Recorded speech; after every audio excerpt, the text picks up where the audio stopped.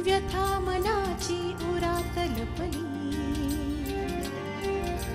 स्वप्नामधला गाव शोधते स्पंदन वेडी राणी, धुंद नदीच्या काठावरची निळ्या नभाची गाणी, डोळ्यामधुनी अलगद सांगे कहाणी, मनस्विनी मनस्विनी मनस्विनी।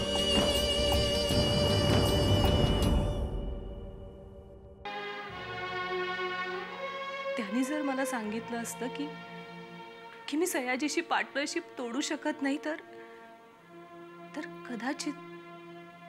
कदाचित मी दुसरा मार्ग शोधला असता। सीमा कोण आहे? सीमा कोण आहे ती? अरे मग तू इथे काय करत होतास? तुला काय ठेवलं इकडे मी? बोल ना। त्याने मला ते मारलं आणि बेशुद्ध पडलं साहेब। हे फक्त आहे ना चांगलंच काम करतो। त्या मायकलचा खून तूच केलास ना? त्याचा खून मी नाही केलाय। मग कोणी केलं? ते कळेल तुला नंतर। चल आपण आत्ताच जाऊ आणि त्या नितीनला जाऊन विचारू। गजाभाऊ, आतापर्यंत तू तुझ्या मुलींचं ऐकत आलास, आता तुझ्या मुलींनी तुझं ऐकलं पाहिजे। हो, सावत्र आईचा म्हणून जेवढा काही हक्क असेल ना तो तुला मिळणार आहे निश्चित। आणि प्लीज यापुढे माझ्या कुठल्याही कारभारात ढवळाढवळ करायचा प्रयत्न तू करू नकोस।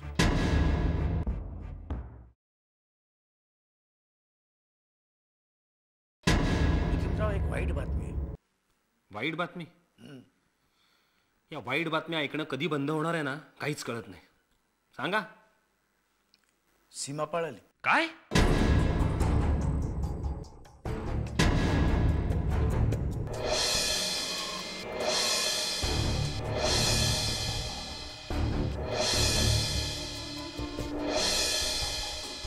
झालं, आता संपलं सगळं। ती सीमा आता त्या सगळ्यांना जाऊन सगळं सांगणार। मग काही खरं नाही। अहो पण तुम्ही तुमची जबाबदारी नीट पार का नाही पाडलीत? हे बघा, तुम्ही काही टेन्शन घेऊ नका। त्यांनी सांगितलं नाही काही फारसा फरक पडणार नाही। माझं लग्न होणार नाही ना, याच्याशिवाय आणखीन काय वाईट आहे? झालं झालं, संपलं सगळं। माझं करिअर सुद्धा बर्बाद झालं। एवढे घाबरते कशाला? घाबरता म्हणजे? तुम्हाला माहिती आहे ना त्या वीणा पुढे माझं प्रेम सिद्ध करायला मला किती मेहनत घ्यावी लागली। ती कॉलेज पासून मी प्रयत्न करत होतो। त्या वीणासाठी मी अक्षयची सुद्धा दुश्मनी घेतली आणि काय काय केलं नाही मी। आणि हे सगळं एका क्षणात। हे बघा नितीनराव, मी तुमच्या भावना समजू शकतो, ह्यातनं काहीतरी मार्ग। बस आता नाही हा। मी तुमच्या म्हणण्यानुसार सगळं काही बोलत गेलो, तसा चालत गेलो, पण आता नाही। आता मी तुमचं काही ऐकणार नाहीये। म्हणजे तुमचं लग्न मोडलं ह्याला मी जबाबदार असं म्हणायचं तुम्हाला? होय।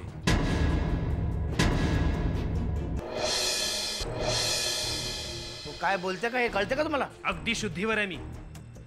1000 वेळा तुम्हाला सांगितलं आपण भेटणं बंद करू, पण नाही। आता ऍग्रीमेंट्सवर सह्या करायच्या म्हटल्यानंतर दोघांनी भेटायला नको? त्यावर काय लिहिलंय काय नाही ते बघायला नको?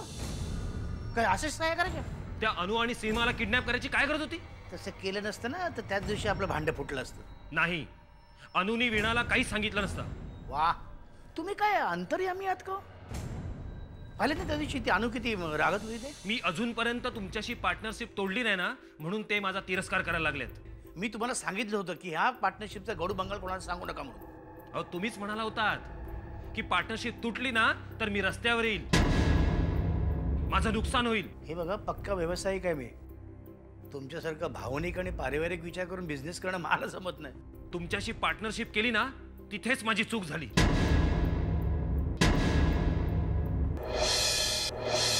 काय हो, अक्षयचा सूड कोणाला घ्यायचा होता? त्याला बर्बाद करण्याचे प्लॅन्स कोण बनवत होतं? तुमच्याकडनं ते शक्य होत नव्हतं म्हणून तुम्ही माझ्याशी पार्टनरशिप केली.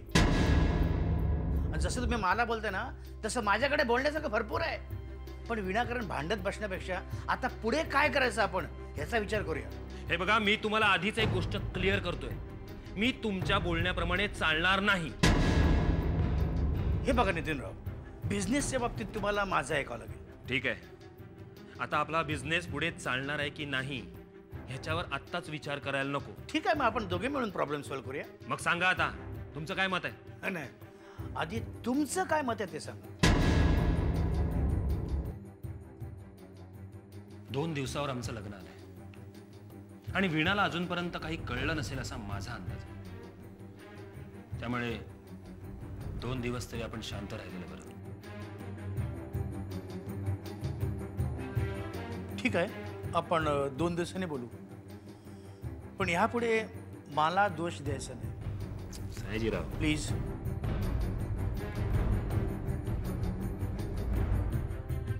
आणि आता तुमच्या म्हणण्याप्रमाणे मी निघतो.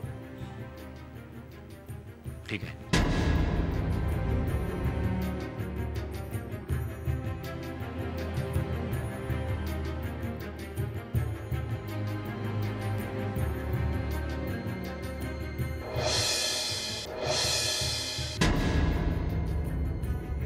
मनस्विनी.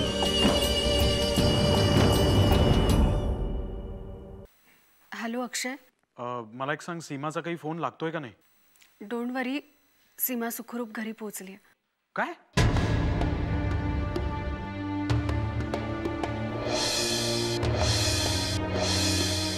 अगं पण तिला कोणी सोडवलं? ते मला नाही माहिती अक्षय, पण ती सुखरूप घरी पोहोचली हे नक्की. हे बघ, मला एक गोष्ट सांग, हे जे तू मला सगळं सांगतेस ते कन्फर्म आहे ना? अरे मला तिचाच फोन आला होता. Thank God. तसाही मी आता पोलीस स्टेशनलाच निघालो होतो. बरं झालं मला तू फोन केलास ते. नाही, आता तू पोलीस स्टेशनला नको जाऊस. बरं अक्षय, आपण कधी भेटतोय? आपण भेटूया लवकरच. मी तुला फोन करून सांगतो कधी आणि कुठे ते. अक्षय, अरे 2 दिवसांवर ताईचं लग्न आलंय आणि या सगळ्या प्रॉब्लेम्समध्ये नेमकं काय करावं खरंच मला काहीच सुचत नाही. अरे अनु प्लीज, हे बघ, तू कुठलंही टेन्शन घेऊ नकोस. मी आहे ना, सगळं काही व्यवस्थित होईल. ओके अक्षय.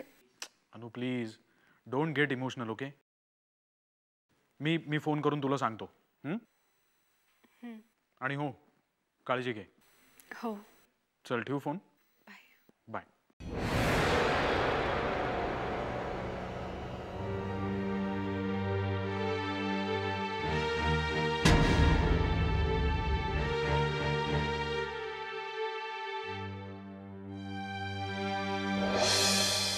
हॅलो.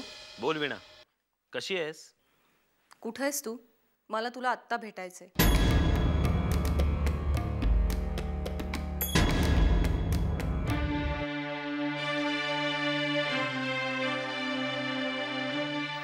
अगं 2 दिवसावर आपलं लग्न आलंय आणि असं म्हणतात की हळद लागल्यानंतर घराच्या बाहेर पडू नये. हे बघ, मला तुला भेटणं अत्यंत गरजेचं आहे. अच्छा, म्हणजे लग्नानंतर आपण काय काय करायचं ते ठरवायचं वाटतं तुला. नीट मला सांग, तू कुठं आहेस? अगं कुठे म्हणजे काय? माझ्या घरी. ठीक आहे, मग मी येते तिकडे. मग एक काम करतो, मी गाडी पाठवतो.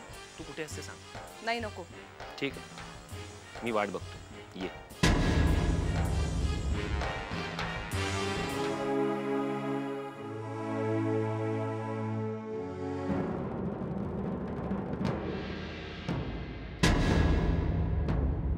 वीणाला हे सगळं समजलं तर नसेल? हो गॉड, ती ज्या अर्थी इथे मला भेटायला यायचं म्हणते, म्हणजे ती बोलताना थोडीशी रागात होती असं वाटतं. ती आल्यावर समजेलच.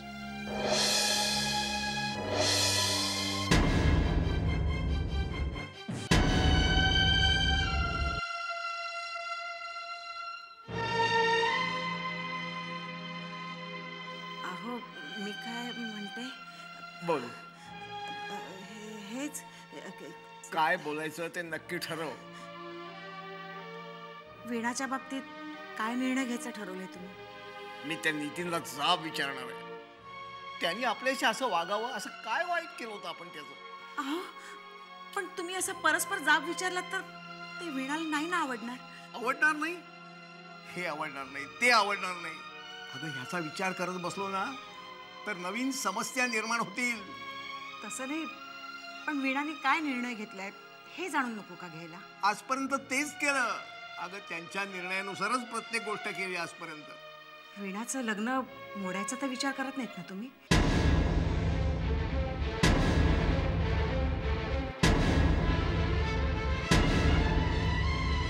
ते एवढ्यात नाही सांगता येणार. वीणाचं आता लग्न झालं नाही ना तर पुन्हा कधी होईल की नाही हा विचार मनात येऊन जीव घाबरवतो माझा. अगं त्याच्या गुन्ह्यांकडे कानाडोळा करून वीणाचं लग्न करावं असं म्हणायचं का तुला? तसं नाही पण अगं तो आपल्याशी असं का वागला मी त्याला जाब विचारणार आहे. अगदी मीटिंग मध्ये बिझी असला तरी तिथे जाऊन जाब विचारणार आहे. हे बघा उगीच तुम्ही त्रास करून घेऊ नका. एक तर तुमची तब्येत बरी नाहीये. अगं पुढे तिला त्रास होण्यापेक्षा आता आपल्याला त्रास झालेला परवडला. हवं तर आपण नितीनला घरी बोलूया का? तो इथे येणार आहे. अगं मलाच तिकडे जायला लागेल. मुलीच्या आयुष्याचा प्रश्न आहे. हे बघा पण डोक्यात राग घालून तुम्ही एकटे जाऊ नका. एकटा कशानं? माझे मित्र आहेत माझ्या बरोबर. त्यांचा भक्कम पाठिंबा आहे मला. कोण मित्र? ते जोशी आणि गडकरीच ना? हो. आणि आता तू मला अडवू नकोस. माझ्या मुलीच्या आयुष्याचा प्रश्न आहे हा. अगं बाप आहे मी तिचा.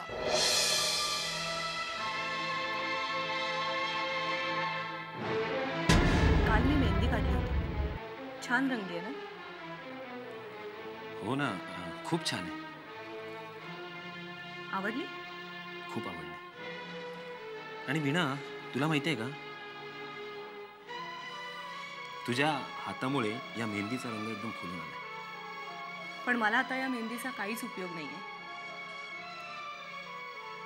म्हणजे जेव्हा मी लग्न करीन ना तेव्हा मी यापेक्षाही अधिक चांगली मेहंदी काढणार आहे. वीणा तू काय बोलतेस? वीणा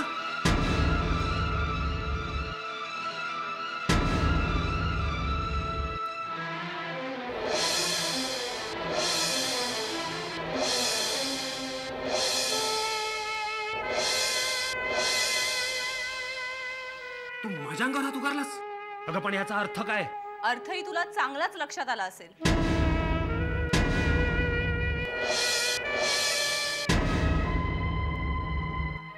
वीणा काय म्हणायचंय तुला? तुझं खरंच प्रेम होतं माझ्यावर का प्रेमाचं नाटक केलंस की आणखीनही दुसरा डाव साधायचा होता तुला? वीणा तू माझ्यावरती आरोप करतेस. अरे 2 दिवसावरती आपलं लग्न आलंय. अजून किती परीक्षा बघणार माझी तू? मी तुझ्यावर विश्वास ठेवला. मी तुला प्रत्येक वेळी विचारलं आणि प्रत्येक वेळी तू मला तेच उत्तर दिलंस. माझा विश्वास वाढला. तू मला लग्नाची मागणी घातलीस. मी सांगेन तसं ऐकायला लागलास. मला प्रॉमिस दिलास आणि तेही खोटं. नितीन तू जे काही वागलास ना ते सगळं खोटं होतं. वीणा काय म्हणायचंय तुला? किती मुखवटे बदलणारे अजून नितीन? का तुला खरंच कळलं नाहीये मला काय म्हणायचंय ते? हे बघ वीणा ह्या क्षणाला माझ्या मनामध्ये फक्त आणि फक्त आपल्या लग्नाविषयीच विचार सुरू आहे. आणि सयाजी बरोबरची तुझी पार्टनरशिप अजूनही कायम आहे. वीणा बिझनेस आहे हा. अगं मला बिझनेस मध्ये लॉस झालाय. माझा बिझनेस चालत नव्हता आणि म्हणून मी आणि सयाजी हे तू लपवलंस माझ्यापासून. वीणा मी तुला सांगणारच होतो. सयाजी बरोबर जेव्हा तुझी पार्टनरशिप नव्हती तेव्हा सुद्धा तुझा बिझनेस चांगलाच चालत होता. वीणा वीणा वीणा वीणा कम ऑन यार. हे बिझनेस मधले ट्रिक्स आहेत आणि मार्केटमध्ये टिकून राहायचं असेल ना तर आपल्याला ट्रिक्स वापराव्या लागतात. अरे किती खोटं बोलतोयस तू. मी तुझ्या कंपनीमध्ये काम केलंय. मला चांगलं माहितीये व्यवहार कसे होतात. बरं जाऊ दे त्या सगळ्या गोष्टी. 1 मिनिट हात लावू नकोस मला. लांब राहा. वीणा अगं अनु आणि सीमाला तू किडनॅप करायला लावलंस. त्यांनी मला खरं सांगू नये म्हणून. अरे माणूस आहेस की कोण आहेस तू? आणि कशामुळे एवढा आंधळा झालायस की तुला नाती सुद्धा समजत नाहीयेत? तुझ्यापेक्षा तो सयाजी बरा. निदान जे काही करतो ते समोर येऊन करतो. तुझ्यासारखं तोंड लपवून अंधारात वाईट कामं करत नाही तो. आणि एवढं करून तुझी अपेक्षा काय? जगाने तुला चांगलं म्हणावं. मला मान्य आहे मी सगळे गुन्हे केलेत म्हणून. एक खोटं लपवण्यासाठी मी अनेकदा खोटं बोललो असेल, पण जेव्हापासून तू त्या अक्षयची बाजू घ्यायला लागलीस ना, तेव्हापासून. अक्षय, तुझ्या मनात त्याच्याविषयी अजूनही एवढा तिरस्कार आहे? अक्षयचा आणि माझा आता काय संबंध? जे व्हायचं होतं ते होऊन गेलं, संपलं. एका अर्थी बरंच झालं. तुझं हे खोटं रूप आधीच माझ्या समोर आलं. आता मी तुझ्यावर अजिबात विश्वास ठेवू शकत नाही. वीणा, जे काही मी केलंय ना, हे बघ, ते फक्त तुला आणि तुला मिळवण्यासाठी. अरे मग मला त्रास द्यायचा होतास ना, मी सहन केला असता. पण तू माझ्या आई बाबांना, लहान बहिणीला जो त्रास दिलायस ना, त्याचं प्रायश्चित्त तुला घ्यावंच लागेल. मी तुला अशी सोडणार नाही. तू जे काही गुन्हे केलेस ना, त्या सगळ्या गुन्ह्यांची माहिती मी पोलिसांना देणार आहे.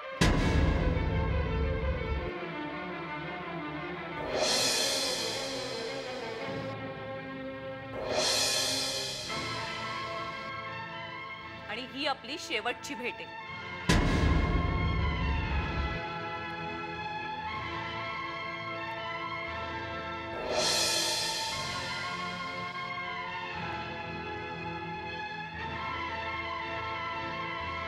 वीणा, वीणा,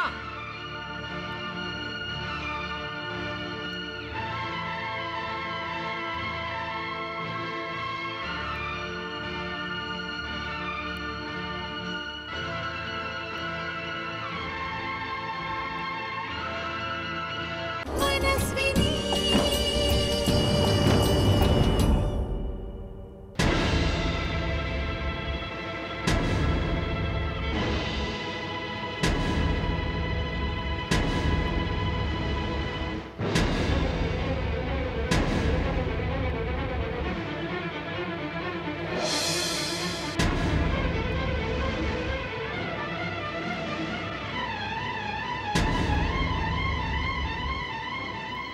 नितीनराव, तुम्ही आमच्याशी असं का वागलात?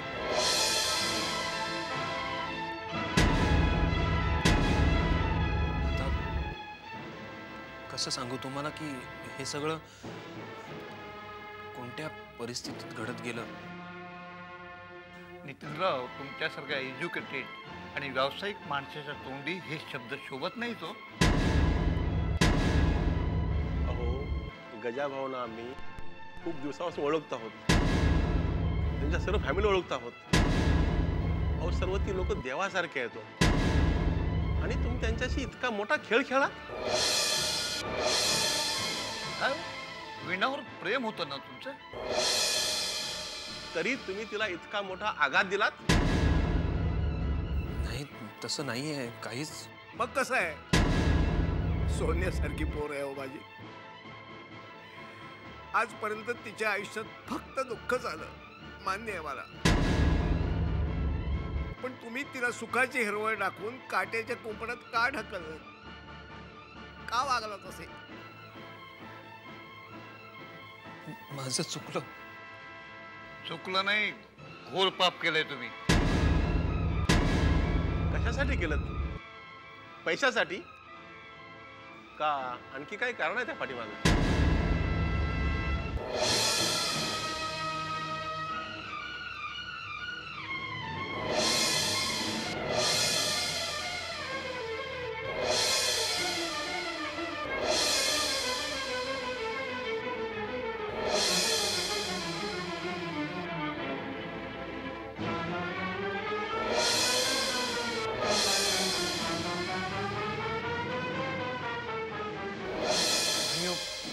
पैशांसाठी नाही, अजिबात नाही. अरे, हे कसले आलेत पैसेवाले? त्यांचे बंगले आणि गाड्या यांच्यावर जाऊ नका तुम्ही. त्यांच्या पैशांनी ते सगळं काही विकत घेतील, पण माझ्या मुलीचा गमावलेला विश्वास ते कधीही विकत घेऊ शकणार नाहीत. हे खरे गरीब आहेत. माझं चुकलंय. माझ्याकडनं घोर पाप झालंय आणि मला ते सगळं मान्य आहे. मी त्याची सगळी शिक्षा भोगायला तयार आहे. अहो, तुम्ही शिक्षा भोगायला तयार व्हाल हो, पण या वयात तुम्ही आम्हाला ही शिक्षा का दिली? आमच्या नातवंडांशी खेळायचे दिवस आहेत आमचे. तुमच्या मुलांशी खेळायची स्वप्न आम्ही पाहिली आणि त्याबद्दल तुम्ही आम्हाला काय दिलं? फक्त अश्रू.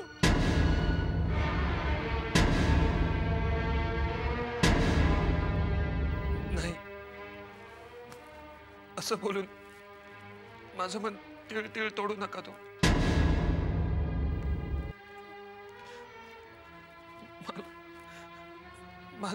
माझं चुकलंय,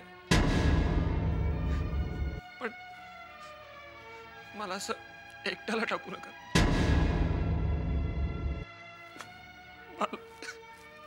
मला क्षमा करा.